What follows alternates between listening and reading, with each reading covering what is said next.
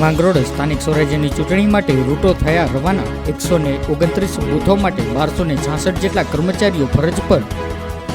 જૂનાગઢ જિલ્લાના માંગરોળ તાલુકાની 20 તાલુકા પંચાયત અને 4 જિલ્લા પંચાયતના મતદાન માટે ચૂંટણી યોજાવા જઈ રહી છે, ત્યારે જેથી ચૂંટણી ફરજ પર સ્ટાફ અને ઈવીએમ મશીન આજરોજ રવાના કરવામાં આવ્યા। કુલ તમામ રૂટની ટીમો એસટી બસ મારફતે રવાના થઈ।